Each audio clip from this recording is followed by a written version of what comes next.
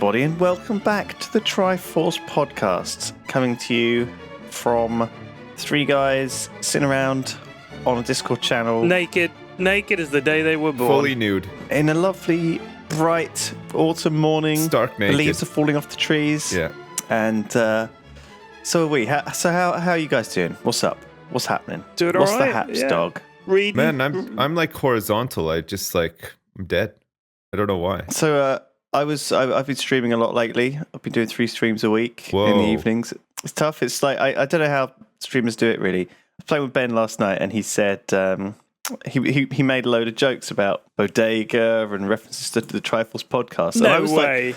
I was like blown away. Okay, because no one in the Yogscast, really, or on YouTube, watches other people's stuff or knows their own. I watch their own everything unique that you guys references. put out. What are you talking about? Yeah, me too. Exactly. I'm up all So- night watching. That's why I'm always so tired. I'm like, I gotta watch Lewis and Zips' new videos. There's too much content. There's just not just- enough hours in the day to watch it all. That's what I get find. my kids to watch some. I farm it out. So they watch Yeah. some. They tell me about it. Mrs. F, she gets home from work. I make her watch like 10 hours of I bought a XCom. warehouse in China, and there's like 10 people in there constantly just shit. watching Yogscast videos Oh, and giving dude, you're me so updates. smart. Why didn't I think of that? Jesus. Farm I it out can't to keep China. up. Yeah. Chinese viewers. I can't View- keep view farming. China. China.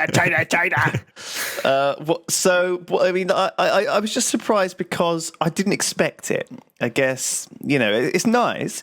And occasionally I do end up watching someone's series that I like, and I end up watching. I just put it on, and like you would do most of our YouTube stuff. It's not stuff you have to pay attention to, right? Is it? It's kind of stuff that's sometimes in the background, or sometimes I check something out and I'm like, oh, it's quite good, and then I end up watching the whole thing. It hooks you in sometimes if it's good. But yeah, so I was chatting to Ben about it, and he was like, yeah, I listened to the and then he sort of was quite defensive about it. He was like, oh, but I do listen to a lot of podcasts. I've got have to put the baby to sleep, and then I'm doing the washing up, and I sit on the bus for like an hour a day, so I get through a lot of stuff. So he I was like, bailing right. out on the So compliment he was almost slowly as soon taking as he back made it. Yeah. The compliment. Yeah, but I love what you guys do, but I love lots of things. I mean, I love anything, me. I love it when it rains. I love it when it's sunny. I love it when I get stabbed in and the then heart. he said I love it something all. which I'm not sure I really. It was kind of like, I guess it was a backhanded compliment, but it was like, said the thing I like about it is it's just 3 guys chatting. That's all. You don't really have a plan. You can tell you don't really have anything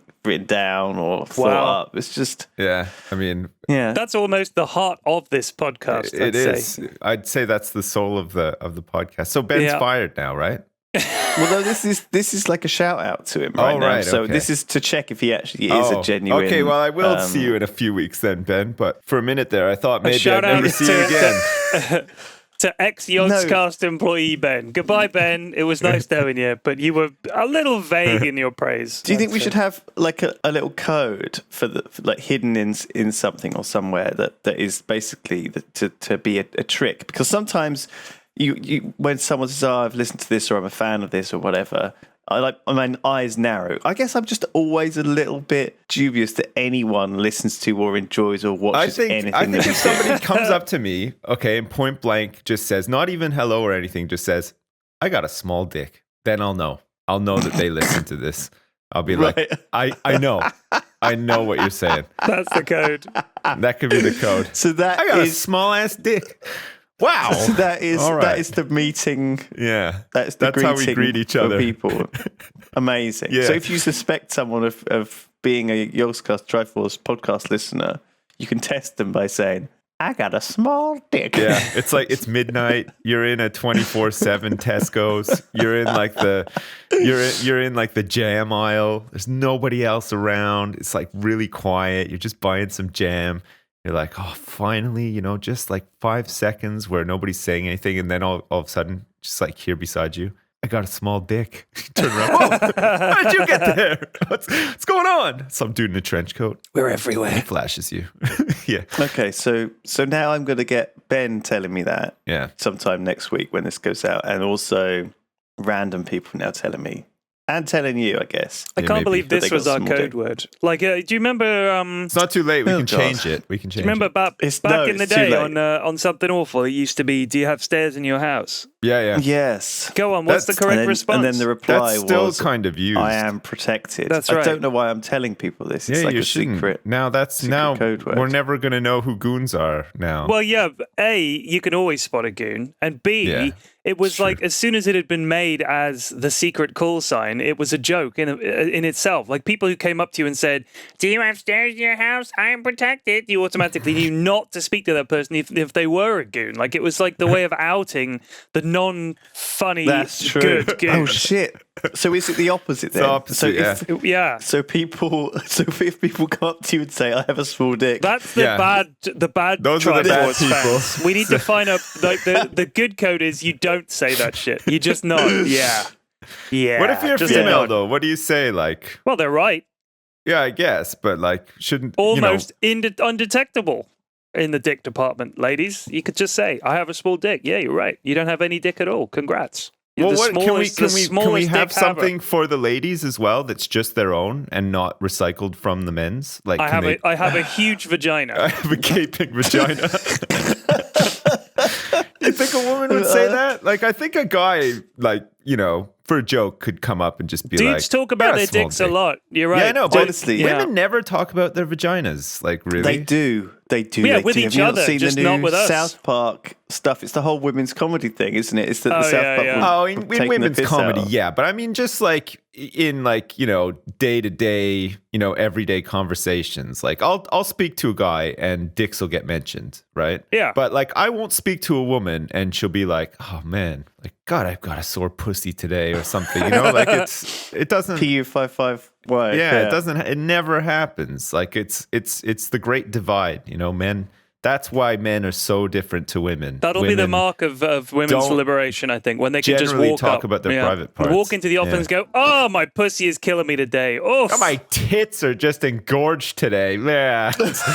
Well, no, I don't think men say that about their dick. Do they? Don't say, "Oh, my dick's really chafing today." I like do. men don't go, "Oh, God, my balls are so really itchy sweaty it today." depends today. where you work. If you work in a nice accounting sort of office or for a Yeah. lawyer or someone, I mean, the lawyer doesn't walk in and go, "My goodness, my penis feels heavy today." Like that. But if you worked in, if you were stacking shelves in Tesco's, I bet dick talk comes up all the time. If you're working in that illegal garage opposite the Yeah, road the from fucking you, illegal garage. Jesus Christ. If you legitimately work in porn, I guess it comes up a lot as well. Because they're probably just very sort of upfront about It better come up or you're issues they fired. face with their work tools, right? 'Cause Nice. in that case, it's like work tools, right? So Work tools. it'd be the same as like a mechanic saying, "Oh God, my number 5 hydro spanner's a bit rusty today. Oh, I don't think I could do it." And then the guy who works in porn. You know what? That's one of those "Oh, things, my right? You know the way most people hot rod." when you let's say you have a job doing something most people would think would be awesome. I mean, I'm thinking that eventually it'll just become like work. But surely Yeah. porn is one of the few industries where no matter how much you do it, it's still awesome. I mean, nobody gets bored of having sex, especially with different people all the time in all kinds of funky ways. I don't know though. Like if you were the cameraman, I think after a while you'd get a bit bored. Fuck the You'd just be cameraman, like- dude. Who cares? You want to be the guy. You want to yeah, be like. fuck yeah, that's what I'm saying. If you're the You want guy to be right in there. Yeah. doing the Would sex. you get bored of it? Yeah, I guess so. I mean, they say variety is the spice of life, and I think in the case of porn, yeah. I mean, every day, if you were like, if you had like a new, oh good lord, a new, New lady. Yep. a new lady to Or, act or with, 3 or to 4 do of your them acting even. with. 3 or 4 of them. Just pile them up. I mean that could. Yeah, I mean that could keep it interesting as well. I'm a little bored of this. Like you'd be like, come on. Like it speaks Yeah. to some animal part of our brain that just wants to fuck everything. You get to do that for a living. What if you had like a serial sort of porn that was like a bit like a soap opera, but it always had the same actors in it, and Dude, you were cast let as me- like the lead guy, and you had to have like a lot of sex with the same person? Let me Would tell you you get bored something. of your job after a while? No, because sex is always awesome, all right? But let me tell you something. I was thinking about how movies are going to change in the next like 50 to 100 years, right? Yeah. And you know the way 50 to 100 years. Yeah. Fuck me. Dude, society's very slow to change. Man, we're not even going to have bodies in 100 years. We're Of course literally we are. going to What do you be like think? fucking ghosts floating around and manipulating things with our minds. Did Like, you believe it? 100 years, Come on, man. when you Holy were shit. a kid, did you believe all that shit about how we'd be living on the moon and living on Mars? Progress is No. never as fast as people think, dude. And I'm It's talking pretty about fast, this though. is a pretty Like- big bit of progress. What have we had in our lifetime? Phones, computers, and Yeah. the internet. All right, where are the Yeah. flying cars? Where's the hover this? Where's the hover that? Where's the teleportation? cares, man? Where are the We got- aliens? We got Facebook now and like My Twitch.tv. point is, right? It's slow. Shit is slow to progress. Yeah. So here's one of the ways I think things will change. We expect actors and actresses to be capable of doing all kinds of shit nowadays. You've got to be able to act. You've got to be really good looking. You've also got to be you've got to do some cool stuff like fucking Tom Hiddleston can dance and shit, right? And he's like a cool guy. And Yeah. so the next evolution of that is that they also have to be able to fuck really well on camera. So now we'll be watching movies in the future, like they'll be having full-on sex like porn stars. That's just going to be another part of the movie. The appetite for Wait. sex and porn is there, and we'll expect our actors to be able to act and be like able to do their own stunts and be able to fuck. That's what I'm saying. We'll go to see like Mission Impossible reboot in 2063, and whoever the new Tom Cruise is in that reboot is going to be fucking people. It'll be Tom and it'll be Cruise. It'll be absolutely like an hardcore. android. But is Cruise. he actually expected to have full sex, or Yeah, is it that's dry what I'm humping? saying. That's the future Because of Hollywood's film. dry humping, right? Like you know that you don't actually see anything because there's sheets in the way or whatever. So like most of the time they're probably just wearing like underpants. Right, but and I'm just, like, saying dry that the humping next a bit, right? evolution is they Yeah. will be fucking. Like people will be Right. like, I don't want to see it under the sheets. I'm used to seeing porn on my phone whenever I want to see it. Why In, can't like, I watch 3D people fuck? And bam, you'll be VR. watching. Yeah, future Jennifer Lawrence will be fucking I future can Tom only Cruise. get hard when I see a Tom Cruise android fucking Cameron Diaz android on my phone. It's like, what? The future, That'd be the future. That's the future.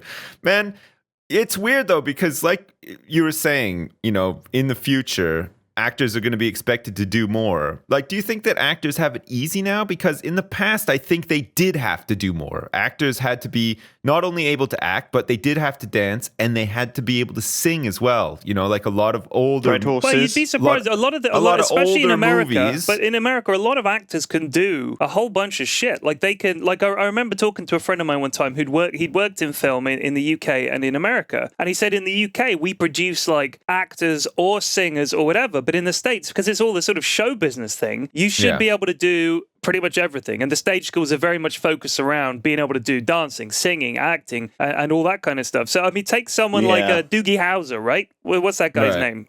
I only know him as Doogie Howser. Well, that's because actually. we're old, right? But he was... what the What a pick. I Of just said, no, Hollywood. listen, this is important, Lewis. This is a Did vital... you just call this is Doogie vital. Howser a pig? Pick! Oh, pick. What All a right. pick. You've picked, of all the actors who are really talented and can do all sorts of things, you've picked Right, and I'll tell you Doogie what, I'll tell Howser. you why. Fuck, Doogie Howser's pretty legit, man. Did you Holy not shit. see the opening that he did for the Emmys or the Grammys, whatever it was? It was like this 15-minute long, all singing, all You're talking dancing. about Neil Patrick Harris, right? It was this big routine. Now, I very much doubt you could find a British actor who could do that, like the way he could do acting and he could do comedy, he can sing really well, he can dance, had this big choreography thing. That's show business, right? Like the American actors and the stars, it's all the show business. You know, they can do it all. It's almost like Yeah. vaudeville is still there. They got to be able to do their act. So I'm thinking the future is that we're going to expect them to do more and more and more and more. Sex being Man, one of those things. I would not want to see Doogie Howser having sex, but I would like to see Doogie Howser as a Starfleet captain. I think he'd make a really good Starfleet captain. Yeah. Like a teenage Starfleet captain. He's not that's a the thing. He's teenager like anymore. He's like Fred Savage. Isn't that the though. plot of the latest few Star Wars films, Star Trek films anyway? And then Macaulay Culkin, have you seen him recently? Yeah. Like he looks like a bit like Steve Buscemi, and it's kind of weird. He does. Yeah, he's definitely got a bit like sunken cheeks, hasn't he? It's just it's weird. Like he was a really cute Sunken kid, eyes, and sunken cheeks. Yeah, Home but Alone he and lives stuff, with that. and then- He lives with that idea that he has to be this cute kid, and now he's a fucking grown up. I mean, that must be a nightmare. Yeah. I know that. Like, think No, about but this. I think a lot of these You- cute kids do not grow up into cute Yeah, adults. because Look they're at kids and Daniel then they're Radcliffe. well, adults. there's not many adults out there that are actually cute, though. yeah, I mean, but it's like we No, but you wouldn't expect say them. Daniel Radcliffe was like a heartthrob, would you? No, but he's Like name a lot of child stars that have grown up into heartthrobs. You know, like Wesley Crusher grew up into Will Wheaton. You know, Harry Potter. Like, come on, there's loads of them. They're Ron they're Weasley. terrible. Hollywood is terrible at picking kids who grow up into decent looking. what about Gary normal Coleman? adults. Gary Coleman was cute as an adult. Gary Coleman was cute cute because he was like 5 feet tall. But still, though. He was basically a big child. He didn't even change. But still. I mean, he was really cute, though. He looked like a little He was kid. adorable. Yeah. I think the thing is, the things that make you extra cute when you're a kid don't translate. And also, people look completely different when they're adults. Like, their faces get all big, and, you know, it doesn't make sense. If your eyes are super far apart when you're a kid, you look like, oh. But if you got eyes super far apart when you're grown up, people think, wow, he looks like a fucking frog. The fuck away from me. Get away from me, you wide-eyed freak. Ugh. Get off my TV screen. Dude can't even fuck well. Get Well, him you out. say that, but the guy from fucking what's it called? You know, he was in Lord of the Rings and he was in The Matrix as well. Sean Astin? The guy that played the agent in The Matrix. He had eyes that were like far apart from each But other. he was never cute, dude. No one looks at him and thinks No. Agent Smith is what a cutie pie. Come on. Well, what role did he play in Lord of the Rings? He's kind of cute. Elrond. That's right. Elrond was like He was a fucking marginally elf. cute. Cute. What's I know, wrong with but you? Come on. Hugo Weaving, his name is. Yeah. He's okay. He's not a weird looking guy. Well, why have you picked him out? Dude, his fucking eyes are on the side of his head, like he's out of his head. he's like a guinea pig man or something. He's just like they're on the side. They're like so far apart. It's God, crazy. I hope none of these people listen to the podcast. Oh my god! Watch him like turn out. Hugo Weaving's there, like sitting in You're tears. sleeping. Like, It's really quiet. It's the middle of the night, and you suddenly all you hear is, "I got a small dick." And it's Turn Hugo around and Weaving. you see it's Hugo Weaving standing in your room, Tears in his holding a eyes. knife. I have a small dick. I heard it all. I can't see your tears. Can you turn and give me a profile? oh no! Oh, fuck me. You are the worst guys.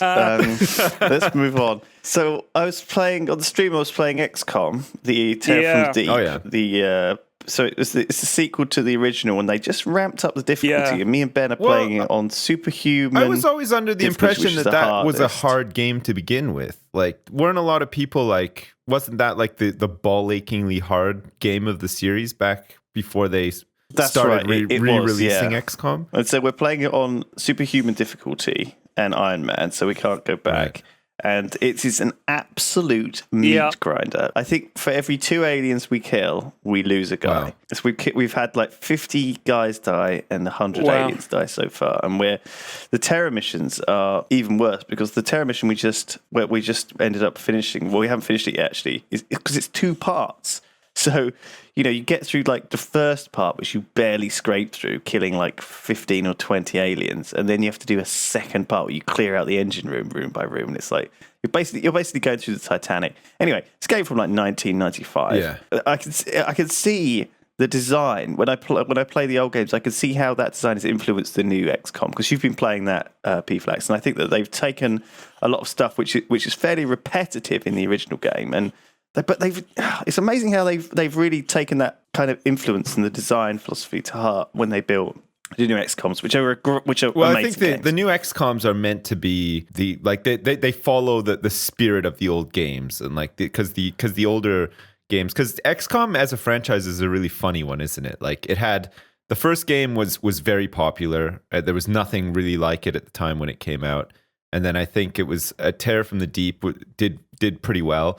But then publishers changed hands, and the developers changed hands, and the actual sort of rights to the game changed hands so much. And they tried to make like a first-person shooter that didn't really work, and they tried to make some other genre of game that didn't work. They tried to make yeah. they made XCOM. I think it's called XCOM Apocalypse, which is which was pretty bad, honestly. Yeah. They made one that was like you had to shoot down the alien ships. It was like a space shooter. It was fucking awful. There was some that just came out on console, and it was like that thing that they did in the 90s, you know, where the games industry was totally different back then, right? Like they'd release a game and it would be a surprise success, and then nobody would know what the fuck to do with the surprise success. Yeah. So they would just be like, well, what's popular now? Well, everybody's playing platformers now. Let's do an XCOM platformer, and of course it fucking sucks. It was like Game Dev. It's like Game Dev original. Tycoon when you try to make exactly. you make a hit game. The next game you make is always a piece of shit. I don't know. Yeah, how they that were happens. just stabbing in the dark, sort of thing. Like, and I think when XCOM Enemy Unknown came out, I think, 2K picked it up and they were like, the original games are the best. A lot of the guys that are working on this are huge fans of the original games and played them and stuff. And let's like keep this game the way it was meant to be, sort of thing. And then XCOM 2 is just an iteration of that, and arguably much better. And I mean, XCOM 2 is like, so it's amazing. Yeah, it's like a fucking masterpiece of a game. Like it's probably one of the best games that's come out in 2016. Yeah, I think so. For sure. I mean, I think it's one of the best games of all time. Like, I really do. I think it's amazing. absolutely it's brilliant. a really good game. The thing is, the thing they got was they don't have any repetitive shit in it that doesn't feel dramatic. Like, it always feels dramatic. They always manage to make it feel like you're part of something really big, and this is like your movie that you're making as you're going along. Yeah. It's I mean, cool. I was streaming it like last week. I was streaming it for like 2 weeks. I was really into it, and I was playing it on Iron Man, and I kept restarting. Every time we failed, I would restart, and we got to restart number 20. Right, that's how many restarts I had to do. Yeah. Dude, it was brutal, right? I wasn't playing on Veteran. I wasn't playing on like Impossible or anything. We're getting through it. We're doing it. We got this great team, had a really good start, and just snowballed from there. We get to the final mission. We're fighting the final mission. No way. When you have to kill, spoiler alert, you have to kill 3 of these sort of avatar things. It's a tough one. It is tough. Is that the final room as well? So we killed 2 of them, no problem. We're down to the last one. If I can kill him, we've got a shot. Right, we got a shot at getting out with just one person. The avatar needs to survive. So even if I only get him out, so what? I've got this amazing psi operative. I've got the avatar can do stuff. So we're mind controlling shit. We're killing everything. We see the avatar. You know the way every time you hit him, he teleports, right? Yeah. He teleports. I hit him. He teleports again. He's in range. I get 2 shots on him. Both of them are 50 to 51% shots. Missed both of them. Lost the game on that turn. They killed the avatar somehow, and that was it. GG. And it was devastating. Like, they said restart. Like, it said, you can restart, but I'm not fucking restarting it. It's Iron Man, man. Yeah, the final mission, you are allowed to restart the final mission. But I didn't. Everyone was like, restart. I was like, no, this is the story of what happened. They came down to one shot to save the Earth, and he missed. Wow. That's what it's about. It's about those memorable stories, right, though? Much more, I think. Yeah. If you can... Iron Man, I'm glad they've added that setting to games, because it has some games it's not needed in at all, but some games it's really a cool option sometimes for a certain game mode.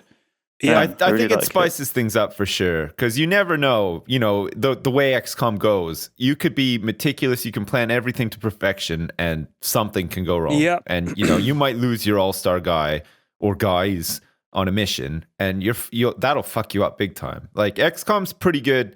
You can sort of breeze through it past a certain point. If you get a couple of guys who are sort of almost maxed out, they've all got, really good abilities and synergies and stuff, and it's fine. But man, you can really sort of get halfway through the game, fuck up on a mission or something, lose a couple of people, and it'll screw you hard. We had that quite a few times. Do you know, there are some things I found that I use a lot of mods. I use a Long War mod and a whole bunch of other mods. So there's all kinds of new aliens and new gear and all that kind of shit. It's great, new classes. Yeah. There's one mod that makes every single soldier will always get the bleed out option. Oh, right. Right. So when they're down, they'll bleed out. You got 4 turns to get to them. Now, so you might think that makes it easier, but it does a little bit, because you don't just get... Because sometimes I was getting guys who were like really high level just getting one-shotted. Like, they got unlucky, they got critted, they're one-shot, they're dead. Yeah. And I'm like, but that's like a restart if I lose a guy like that. Like, I can't go without these 2 guys. Like, that's it. Our squad is now 2 experienced guys and 4 rookies, and we're like doing a black site mission. It's like impossible. So with the bleed out option, you can save those guys, but getting them out in itself is dramatic, because we call down the evac, you running under fire, picking him up, getting out. That's great. Like, I like that. So I think it made it a better story having the bleed out in there. And honestly, I was sick of restarting. I mean, restart number 20. It was literally, I'd come to one mission, and I'd come around a corner, and I'd aggro a pack of Vipers. They'd bind one of my guys. They'd poison the rest. The dude panics, and as he panics, he aggroes a bunch more Vipers. I'm like, okay, fuck this game. I'm done. So having the bleed out option there was handy, because it meant we could sort of bail on a situation. But it's just so great. It's just such a great game. It is a great game, yeah. I have started to be more angry as a gamer, like you, in terms of like rage quitting out of games sometimes. Just think, no, Whoa, I'm done. guys. I You didn't haven't heard? used to Did do you hear that. Sips' anger? Holy fuck! I lost it. You did. Wow, I fucking lost it. I so didn't think that fucking was you pissed. for a second, and I was like, "Oh my god!" So fucking frustrating. It was a culmination though. Like it was like you know when you're playing Dota and you have a team and your team is doing okay, and then all of a sudden you just don't know what your fucking team is doing. Like they're all over the place. They're feeding. They're dying. Yeah. They're not doing the shit they're meant to be doing. And you have that moment where you're just like, fuck this game. I just want to quit out and never play it again. And I legitimately had that yesterday with Overwatch. But I mean, I kept playing. It was still pretty fun. But you were so angry, so mad. Oh my god, it was just so I have frustrating. heard that from you a few times, like that angry, like genuinely angry. But it's hilarious because you're angry and then for a split second you're super mad and then you're like, what the fuck? Like, why am I getting mad at a video game? You just like sort of have to like laugh it off a bit.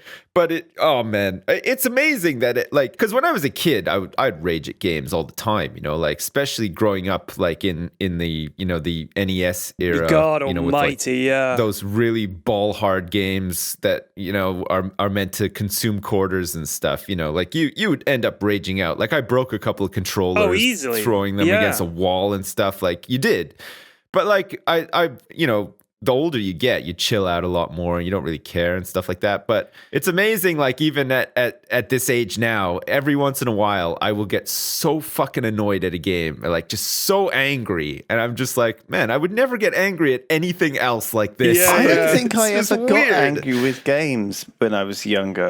I genuinely don't think I experienced games in that way. I didn't see them as this thing to trigger me and make me frustrated. Like I don't know, it's a new thing to me. I think the first time I really experienced that game that was rage inducing was Dark Souls, playing it with a controller and I think when the game was unfair. Yeah. I don't think games necessarily, at least not for me, maybe I'm wrong, maybe I'm looking at this completely wrong, but I feel like certain games frustrate you when it feels like bullshit. Yeah. And it's like when you play a game of Hearthstone and he just draws every single thing that he needs in the perfect order every time, and you have to accept that that's going to happen. Yeah, some games, but it feels 1 in 100 so games, awful when it does happen. Someone is just going to pull out every single answer every time, and then you don't get any answers, and it's like, oh, come on, and there's the flip side to that, and it feels great when it's happening to you, but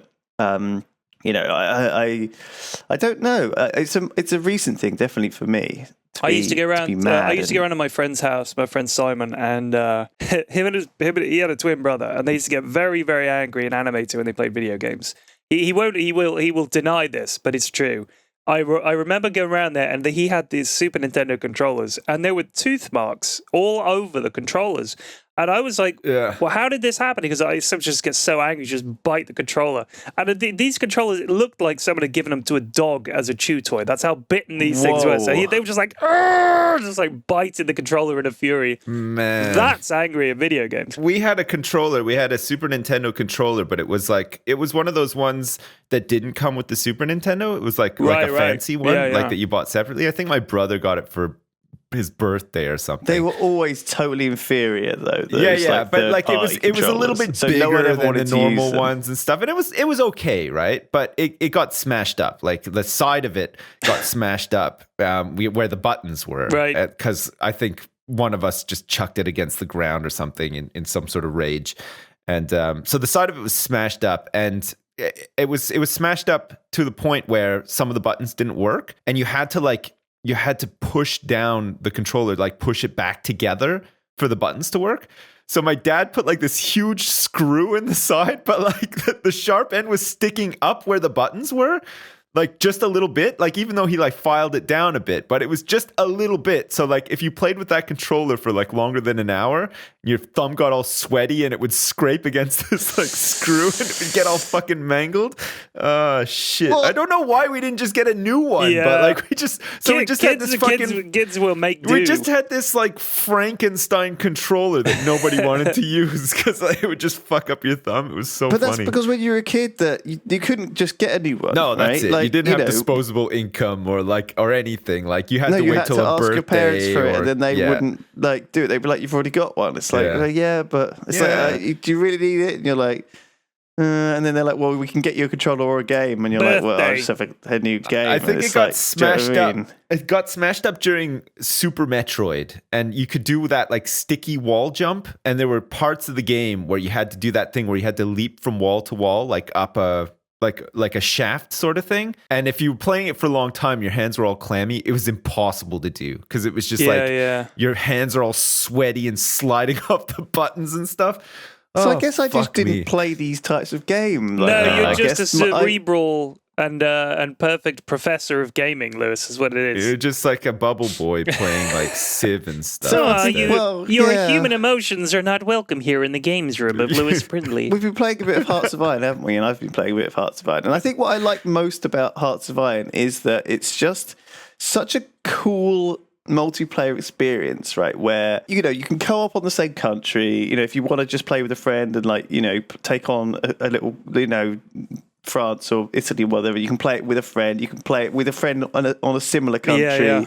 You can play it with 20 people or two or whatever. I like how that all just works. I think the controls and some of the things in the it UI are and stuff is a little bit frustrating. It can be really fiddly. The thing I like, it's such a ball ache. The thing I love about Hearts of Iron is that it takes a little while for it to click in a way. Because you sort of you approach a game like that, and it's a big strategy game, and you think, I got to be on top of everything. I need to know what's going on. I need this, that, and in a lot of ways you don't. And I even especially in multiplayer, I like how there's three of us just playing, and we're all just doing something, but it doesn't necessarily tie into what the other person is doing all the time or whatever. We have these national goals, and obviously we all want to be part of a faction or something. But I like how you can really focus on a front line somewhere, and that can take all of your focus and nothing else. And then you sort of come out of that and you're like, oh yeah, shit, I need to produce some of this, and then I have to do that. And you're always just sort of focusing in little areas sort of thing. And I just love the flow of it. I really enjoyed that game. Someone was suggesting for the Christmas live stream that we do a big multiplayer game of Hearts of Iron, which I think would be great. But someone suggested get 7 people to play all the majors. That would be messy. Someone suggested 32 players using viewers, but the game gets very laggy, and apparently it crashes a lot. So I think 8 is about the most we could do. Well, they've added this resync thing on the latest patch. So basically, if anyone desyncs, normally you had to reload the save, and then it'd be a real fiddle. But now you can just press resync, and it dynamically loads the game in game. It just sends the save to everyone. But I think the issue is it does that constantly. The more players you have, I think any game like Civ running 32 players is not going to be a good option. Yeah. But there's still options there. I think one of the things that's interesting is that that Hearts of Iron don't have to balance countries necessarily. They don't have to say, okay, Germany has to be the same strength as Italy, you have to be the same strength as this or same strength as that. They're all different. They have different sizes, different strengths. Certain people have to team up or work together to take down a big guy. Yeah. Whereas Civ is much a different game in a sense. You can't just go into a game of Civ as easily as you go into a game of Hearts of Iron. It's a lot more of I think one of the things that's interesting is we'll have to see this when it comes out, and it's coming out, I guess, the day after this podcast goes live. So, there's probably going to be a lot of hype for it. The 21st the Stellaris patch. Yeah. Oh, no. The Civ 6. Oh, shit. Oh, yeah, that too. Yeah. When is Civ 6 out? 20th of October. 21st. Is it 21st? Oh, wow. It was 20th. 21st or is it 20th? Let's have a quick. One of those two. Nice. Anyway, I think that one of the interesting things is they've said they've tried to sort of get rid of the boring mid-game. And it feels like it does ramp up very quickly towards the end of the game, which I'm a little bit... Civ's a bit different though, because Civ you really want to sort of conquer the world, right? You no matter where you start from, it's not like you're not going to just play a part in it. You want to get to a point where you win and you dominate, sort of thing. But it's different to Hearts of Iron, where you could have a playthrough of a game of Hearts of Iron where you could just take a small little country and you can influence the war, but you might not be the dominant superpower by the end of it, or anywhere close. You might have just enough like in your little country to sway things. It might just be that you know are what I mean? you are blocking the way, like the Netherlands and Belgium block the way into France. You know, if you can hold. I love that. I love how each time you play it, it can be different. You know, you could just do something different, or attempt to do something different. Like everybody else might be just following the historical path, and there you are trying to like turn America into fascists or something. And then if you pull it off and you help, you could totally change the way that game plays out, sort of thing. Whereas like Civ's a different type of strategy game, isn't it? It's like you don't really get stuff like that in Civ. You're trying to win. You're trying to like meet some sort of objective. Yeah. And there's different ways to win, but it always involves you sort of amassing power and influence and becoming like a big player, sort of thing. The best part of it is definitely that open a brand new, find a brand new world, settle the city, expand out till you've sort of got your borders touching, expand it to everywhere you can.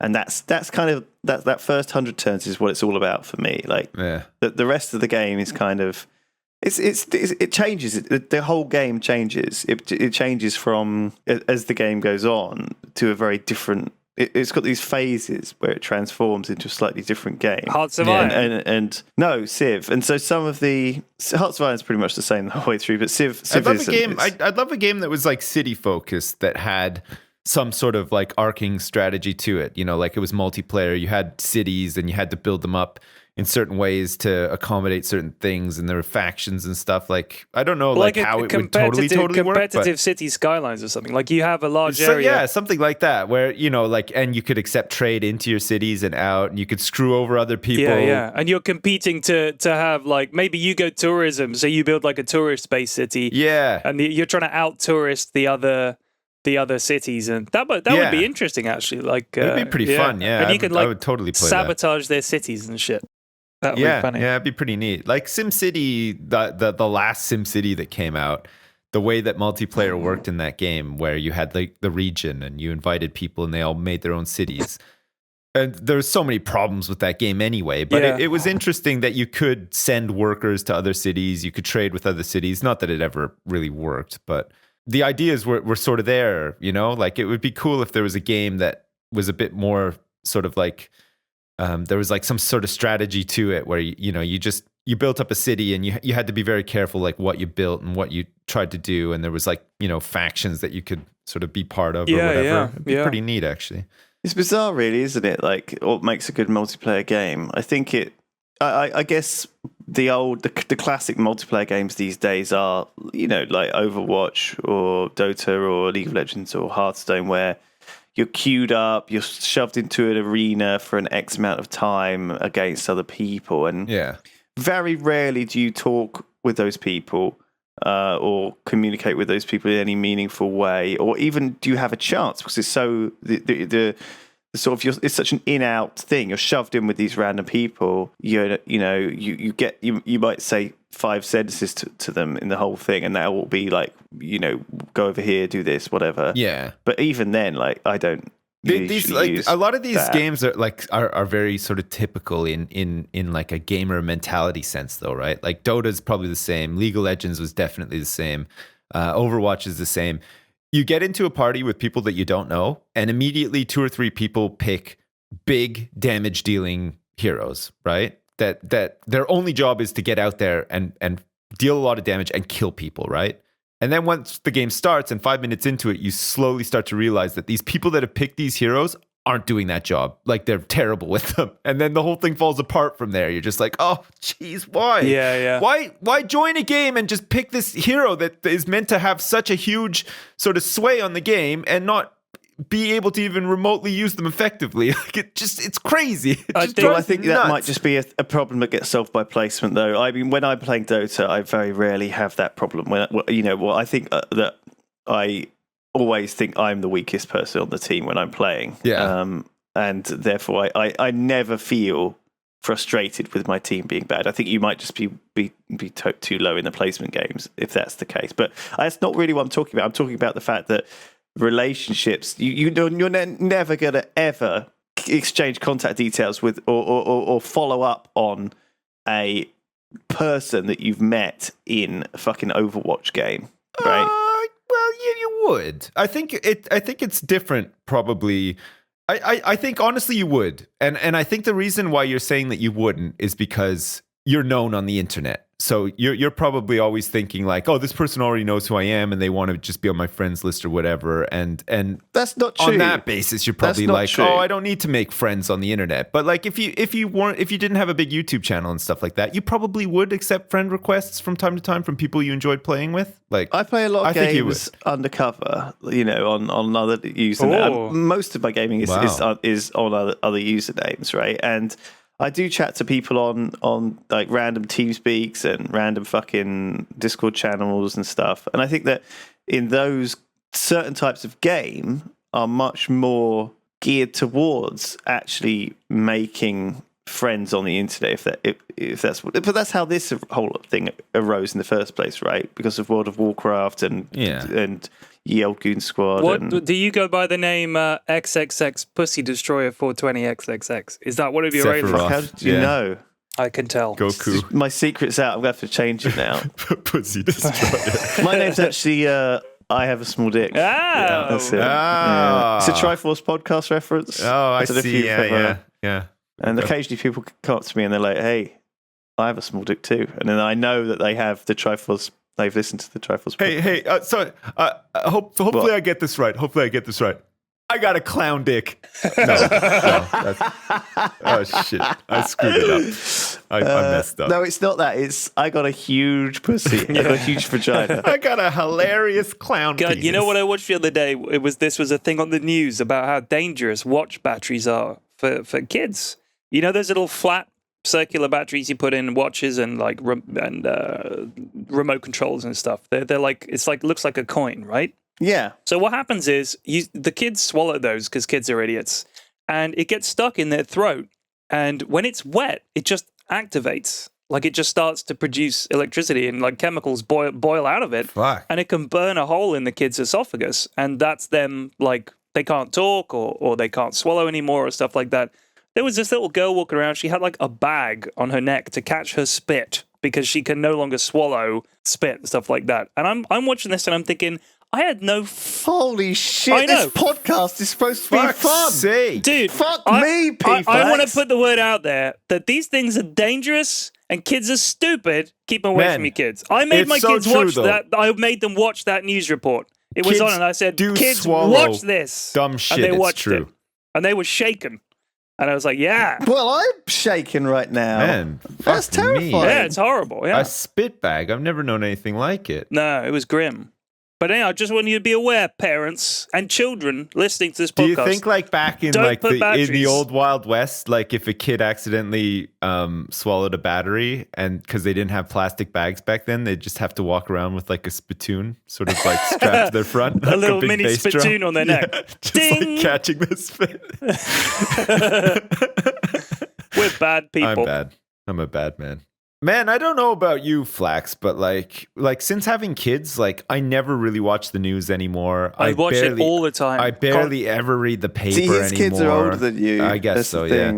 No, I just feel constantly. like I'm super duper like out of touch with politics and stuff now. Like I just don't. It's nice. I don't my give God. a fuck either. We like, found that great. with my dad, if we just removed the newspapers, like because he used to get the newspaper delivered, and we stopped having it delivered. He cheered up so much, not reading the news, not seeing the news, because it was just miserable. It's pretty bad. Honestly, yeah.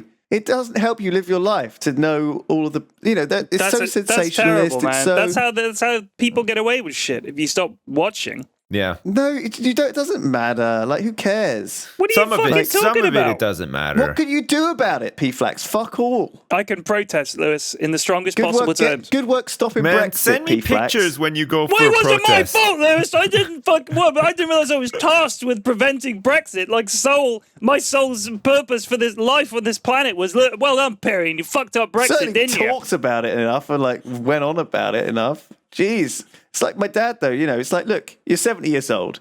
What are you going to do? Write Dude, a letter I thought your dad was 80. Well, no, this He's was when he getting was 10 70. years younger every time I talk to you. My dad's 60 years old. Shit. My dad is 80 now, but yeah, this was when he was 70. So, Oh, right. so even then, we were like, You know, fuck. Even if it was 60, we're like, we should have started sooner. When you're like 70 years old, right? You should just be reckless and careless, like a kid. Kids don't need to know about do you mean you nuclear should be weapons and all the war and Man, stuff. 70-year-olds don't want to be Spit reckless. bags. Kids don't need to know about spit bags, P-flags. They do. If you try to live your life shutting yourself off from all the scary shit out there and pretending everything's all right, you may as well be a goldfish or a fucking listen, dog. I'm not doing this on purpose. It's just a natural state that I've arrived in, and I think it's just from having like a lot to do and stuff. I don't prioritize that shit. Like I don't really make an effort to watch the news or read a paper now. I just think whatever. I disagree. Like one of the elements of sort of... Is this going to be about Zen? Yeah. Oh, man. Oh, you Zen me up. motherfucker. It really says that you shouldn't, in your life, expose yourself to things that you know are bad or kind of negative, or it doesn't help you. This is not really a Zen thing either, but a classic thing that you see when you look at these scientific studies is that people who identify themselves as being smart or educated or knowledgeable are often a lot less happy and a lot more stressed and die younger and with not such a happy life as people who are simple and live simple lives. And when you look at countries in the world, the unhappiest countries, the most miserable countries are the people who have everything. It's the UK's got to be the top most. of that one. No, we're just never happy. I think there's a difference. Fucking miserable country. Jeez. I don't think the UK is on the worst, but it's definitely up there. And it's to do with people really kind of getting frustrated with things they can't change, you know. Right. Like Brexit. Yeah, it's just not worth it. Like, don't do it. I can see why we're bombarded with stuff, right, in our society, with social media and Twitter and Facebook and Reddit and everything, just bombarded with it all the fucking time.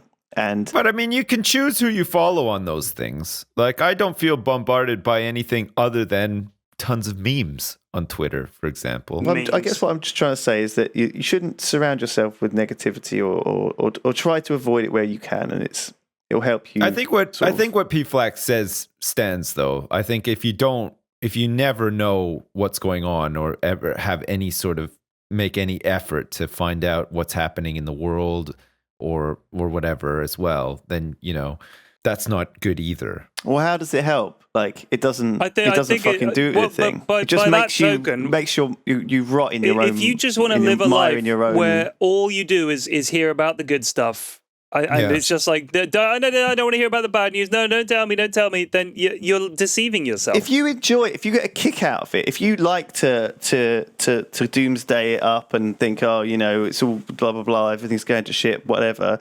I'm not saying doomsday. I'm saying, like, you know, the guy on the news where a snake came out of his toilet. I think that's good stuff to know. I think, you know. Then you know to check your toilet a couple of times a day. Make sure there's no snakes coming out of there. I've just realized snakes are dangerous. You know what, Sibs? Do you remember when Lewis mocked you for your response to a crisis being blacking out? Lewis is advocating blacking out 100% of the time to avoid having to hear about bad stuff. That's all I'm saying. It's the same fucking thing. If you, listener out there, want to perhaps achieve happiness, secretly don't get involved in any of the shit and let everyone else deal with it. But don't listen to him. Right, don't listen to him. You just fucking let all those assholes tell you whatever they want, right? And do whatever they want. Like, you know. This is awful advice. Because you, at the end of the day, are never going to have an impact on changing it, right? Do you know what? If you talk to your family, if you say to your son and your wife and your other son, and you tell them over the dinner table, and you rant and you rave and you moan and you complain about how terrible the state of the country is, and what we're going to do about Trident, what we're going to do, you know what? Keep your fish fingers, but we're also going to figure out Trident, right? What are you going to? What's your suggestion? Oh yeah, that's a great suggestion. Do you know what? I'll write a letter to David Cameron, and we'll send it off tomorrow, and that will get Trident sorted. Well done, family. Great job. You know, that's not the fucking attitude, is it? You know what? How is that positive for anyone? You in that are family? basically Russell Brand. Do you realise that? Don't bother voting, kids. It's a waste of time. We can't change anything anyway. That's how the fucking arseholes get in power in the first place, Lewis. But it's It's a road to nowhere. No, it's not. Right. Two things to change the subject again, mercifully. Number one, fucking dude, Civ 6 is 50 quid. Oh, I know. Games are really expensive now. 50 quid. Holy God. Mafia 3 was as well. It's 50 That's pounds. fucking crazy. I know. And number two, Part Cinco? Oh, shit.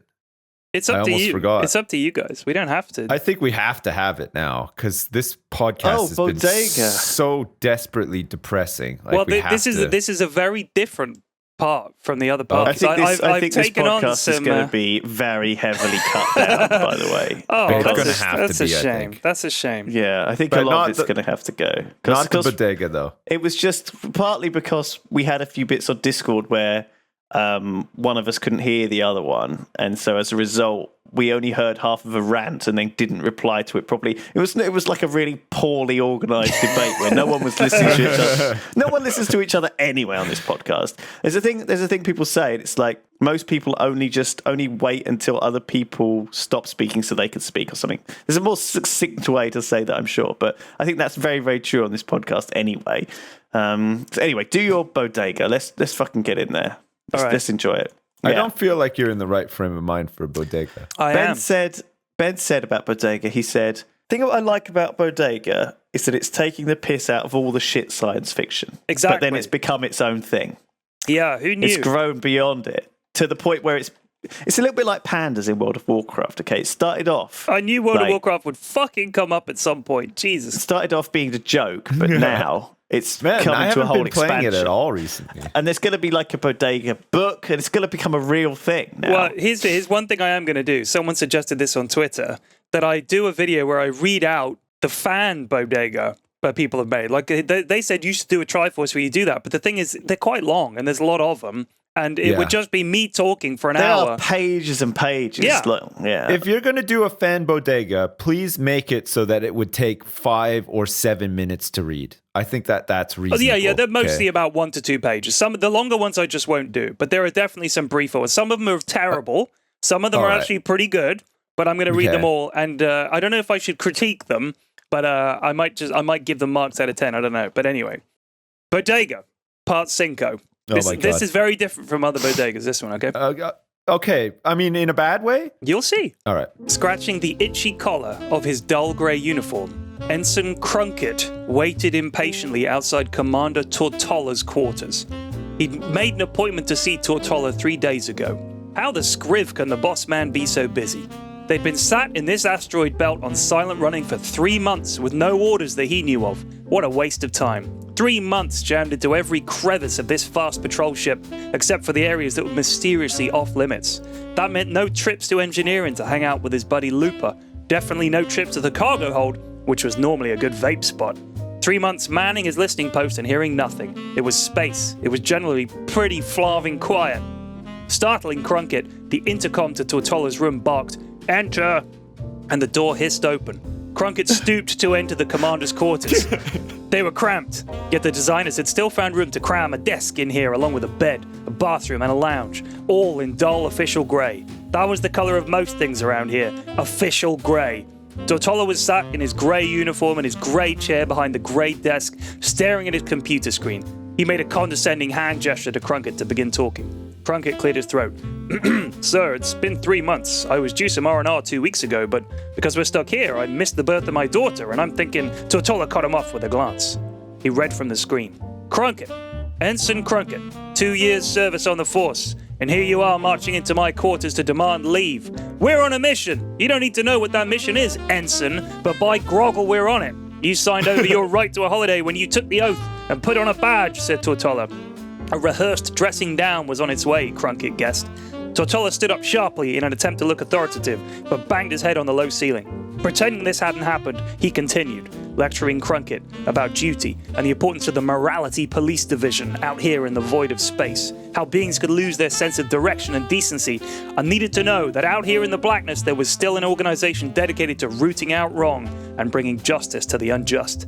Just because space is cold and uncaring doesn't mean we have to be. Sir, I've worked law enforcement before. I've done stakeouts before. This feels like a stakeout, but we're staking out an asteroid belt in the arse end of nowhere. Nobody comes here because these rocks are empty. There are no habitable planets. There is no traffic. There's nothing. If I'd known this was going to be the mission, I never would have signed up for it, pleaded Crunkit. I thought we were going to be back in time for my wife's due date. This is the SS Expectation, Ensign, said Tortola, gesturing around him. We're not your usual police cruiser. There's a reason we didn't tell any of you what your mission was. You're getting paid time and a half, so you're being compensated appropriately. I'm not going to ask you to trust me, because this is not about trust. This is about duty. Do your job. Get out of my office, said Tortola coldly. Crunkit left. He wasn't angry. The working man always got screwed over like this. He was resigned to it. He just wanted to make sure his daughter had better. Crunkit was in the middle of wondering what he was going to do when the red lighting pulsing in the floor and at every comm station told him that the silent alarm had been tripped.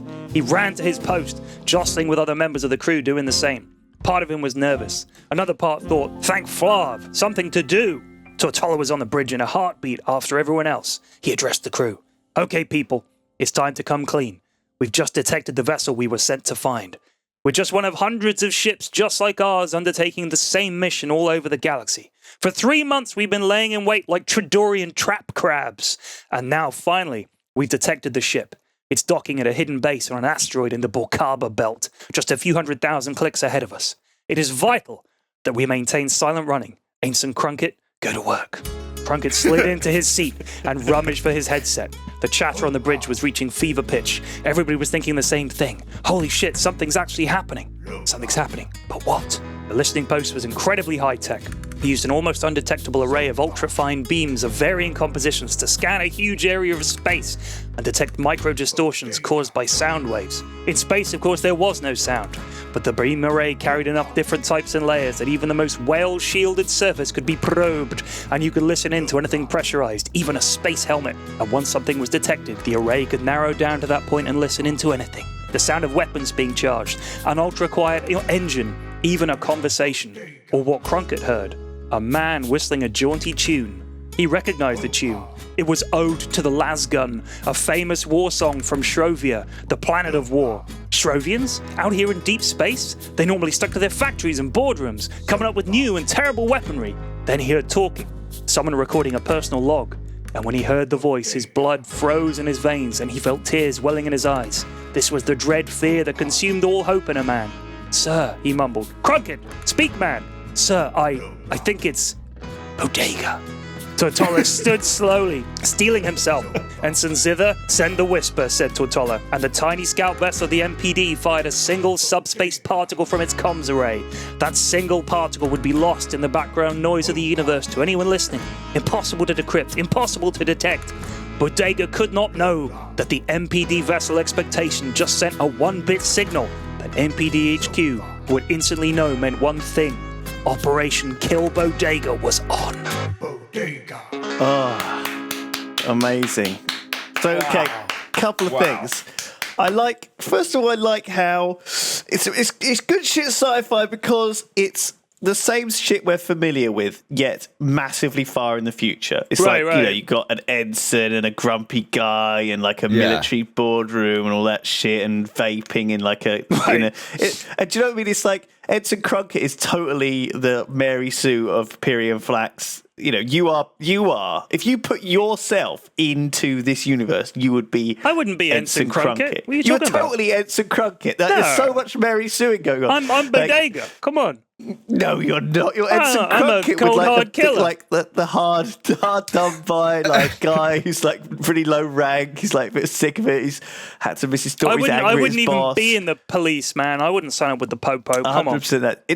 And I like this because by the time something gets to like part 5, right, it's got a bit bad, right? And they start doing things like introducing new characters. No, because everyone says, I just wanna have a Bodega adventure. But the author's like, oh, I'm a bit sick of writing Bodega adventures. You know what I'm gonna do? I'm gonna add some new characters. So he adds Ensign Crunkit and he adds this new guy, and everyone's like, oh well, it's not the Bodega I remember, but at least it's not a Bodega. Bodega wasn't even in this episode, really. Yeah, and that's what that's what starts happening when they start getting to like these, you know, later stage sequels and stuff. As a counterpoint, Flax, I thought it was fucking great. Cheers. No, I loved it. Really I good. loved all of building, it. It's I'm building up a long game, I'm which just doing I'm a fan of. critical kind of summary of what You're just commentary shitting on Bodega. I wasn't shitting on it. I thought it was good. I'm just saying these are my thoughts from it. It's all right. They weren't even criticisms. They weren't even things to change. Normally, when you Why don't do you it, go I'm write like, some I YouTube would've comments done or this. something? Christ. Yeah, go write some YouTube comments about it, Lewis. Yeah, I'll tweet at you. Under one of your many pseudonyms, XXX Pussy Destroyer one 420XXX. of your undercover handles on the internet. So yeah, wow, that was great. I enjoyed it. I can't wait to hear the conclusion, the gripping conclusion. Well, there might not be one. This is like turning into like a soap opera, and I'm loving every minute of it. I just kind of realized that none of the episodes have anything to do with, like, there's occasional callbacks, but there's no consistency. It's always just a fresh 2-page Bodega does some shit and probably kills a bunch of people. You know what? That's like in a lot of series, a lot of like pilot seasons and stuff like that. That happens, you know. And then when the show gets renewed for a second season, that's when they start to add in like a story arc and stuff. You know, Is this all Bodega the individual season 2? parts. No, well, this is still season 1. Still season 1, okay. No. I think this is season 2 now, because I think what's happened is season 1's ended, right? And it's When did been it end? It's had a real critical success. No, You know, when did season 1 end though? Like at what point? Because like you have to end on like a high and a cliffhanger. No, I don't think you do. Not Been in like a bit of a slow modern, brew. not with like crappy sci-fi like Bodega. You know, it's just what happens. You know, people suddenly have like saying, "Oh my god, I really enjoyed Bodega. When's he coming back?" And you're like, "Do you know what? I'm gonna make a whole new series of Bodega novels, and they're gonna have cliffhangers at the end, and it's all gonna tie together in a wonderful arc." And you have all these plans. You know, before Bodega just had individual episodic adventures, but now we're gonna keep a story arc running through the whole series. Yeah, we've got a team of writers. Netflix. Whole team of writers here. I've got a warehouse. I might have been the same warehouse you got in China, Sips. I get them to knock out the Bodega stuff for me. Oh, sweet. Yeah, that's a good idea. Yeah. Yeah. There's a guy who just comes up with quick, crazy words and names. That's what I love about this universe. It's that literally it's the same universe, except everyone has slightly stylish sounding names. It's the same thing with fantasy novels, right? Like, because you pick up a fantasy novel, and the first thing you're introduced to is like 3 people with really cryptic fantasy style names. I like it when they take a normal name and they just change it. Like, for instance, take Han Solo, Dan Solo, right? Luke has a normal name, Luke Skywalker, right? But you think about a lot of the characters they have is like Poe Dameron, right? It's Darth just, could have been Garth. Exactly. Like Poe could have been maybe Toe. That's a name, I'm sure. Toe Dameron and Dan Solo. It wouldn't work if they had those names, right? Darth Vader. Instead of Frodo, it's Fredo, right? Instead of Sam had a normal name, but Gandalf could just be called Ralph the Wizard. But instead, you have to add the fantasy names because it makes it seem Ralph the Wizard. That would have made him better, actually. They went, Ralph. Yeah, it's me, Ralph the Wizard. What's cracking? How's it going, lads? But you've got to have those funky names because it sounds more distant and far away. In the city of Itandale, the young barbarian mirror Jasmine shifting surface Taran Blade, the unruly. It's like what? My balls. I don't. It's just I don't know. That's what it's like a little. It's just you've got to have the funky names. It makes it seem like it's a cheap way of creating a universe. You just name instead of just calling ale, you call it something like Flobjogger Ale, and people think, ooh, exotic. But I could make Flobjogger Ale right now. I just brew some ale and call it Flobjogger. Boom. But you think it's something fancy. Oh, I see. That's true, actually. It's true. Speaking of fancy ales, one last thing before we depart. BlizzCon in a couple of weeks, they're celebrating the 20th anniversary, or is it the 25th anniversary? No, it's the 20th anniversary of Diablo. Wow. Okay. That's crazy. It's nuts, eh? So they're going to have this thing outside the convention center. There's basically this big sort of pedestrian walkway thing with a big fountain outside the convention center, and it's nestled in between the Hilton and the Marriott, right? So it's like the big outdoor area. Like you've been there before, Lewis, you probably know, right? Yeah. So out there after the first day of BlizzCon at like 8:00 at night or whatever, they're gonna have like a party to celebrate. And they did the same thing with Warcraft when it was World of Warcraft's 10th anniversary or whatever. And they serve drinks there. They get like a local brewery to brew up some beer and stuff. But then they theme it around, like, and in this case it'll be Diablo. So, and they did like Thunder Brew Ale for Warcraft when they did the Warcraft one. So it was like bottles of beer with like just a different label or whatever. And man, people were losing their shit over it. Like people were like ordering it and like, oh, don't open it. I want to take it home. It's a collector's thing and stuff. Like they were going crazy. And like, just because it had just a different label. Like it was just probably the same beer that they always brew for like whatever. And then because they slap on Thunder Brew Ale or whatever, it's like a big deal. I get it in some ways, but in other ways, it just makes me laugh. You know what? When I was at TI5 or TI6, sorry, there were these guys that I've seen them at Dota events before. They brew like beers and ales and stuff like that, and they do the exact same thing. They call it like Marana's Arrow, or they call it like Lich's. You know, and everybody wants it, like, and like. But not to drink it. Just right. I mean, it's okay. It's nice ale. But it's got like a Dotary kind of bottle. So these guys come up to us. So it's like me and Shane and a couple of the other presenters and stuff. We're standing around chatting. And these guys come over. And I was like, oh, hey, what's up? And he starts telling us about the ale. I was like, how's it going with the whole ale thing? Are you able to get it, like, you know, at the event and stuff? And he said, well, yeah, I've been emailing Valve about it. And he was like complaining about how he never hears back from them. And it's just like a real hassle and how he doesn't understand them and they're idiots, blah, blah, blah. He was kind of polite, but he was also kind of obviously frustrated. Now, one of the people standing with us was like a very, very senior Valve guy. And he was like right there. He was just shooting the shit with us in between bits. And this guy comes up and he just happens to be standing right next to him when he's running down Valve's PR and how they never get back to him, stuff like that.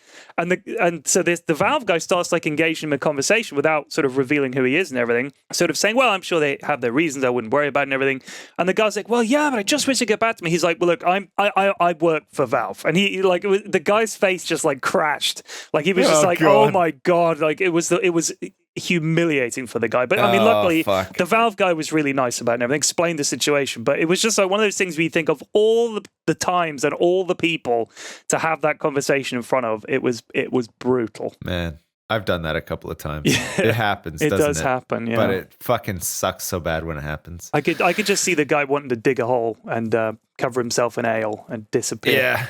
Yeah, you sort of have a moment after something like that happens where you just have like a word with yourself and you're like, fucking, you rein yourself in. Don't fucking shoot your mouth off like that. Jeez, you're almost like you turn into like your parents inside your mind telling you yourself off for like doing something dumb like that. It's all, you know, when we were talking about people getting angry at video games because of something your team's done, that can be rage inducing. But if it's something I've done that's stupid, I can't get like angry with myself. I just feel crushing disappointment, and I just feel like it's the worst. Oh my God, I'm so fucking useless. Like your self-worth at that moment just plummets. Oh no, it's the worst. It's the worst feeling, eh? And then you're trying desperately to find things to just like get your mind off it and cheer you up, but like deep down you're just like so full of self-loathing. You're just that's exactly how I feel after recording this podcast. It's so disappointing. I'm sorry, guys. I'm sorry how bad it is this week. Yeah, this is not this has not been a highlight week for sure. That was a terrible podcast. Thank you for sticking it out till the end. And thank you for listening to this heavily edited podcast. To the it's only going to be 10 minutes long. Yeah, that's the dream. All right. We've recorded for an hour and 40. So, yeah, let's see how much actually makes it into the final cut. I reckon we could get 50 minutes out of this. I reckon we could. It's got to be at least 20 minutes. Come on. Come on. Yeah, it'll be fine. We'll be all right. All right. Well, thank you, everybody. And we'll see you next week, hopefully, for more of this great band. We'll be back. top shelf. Top bands. Bye.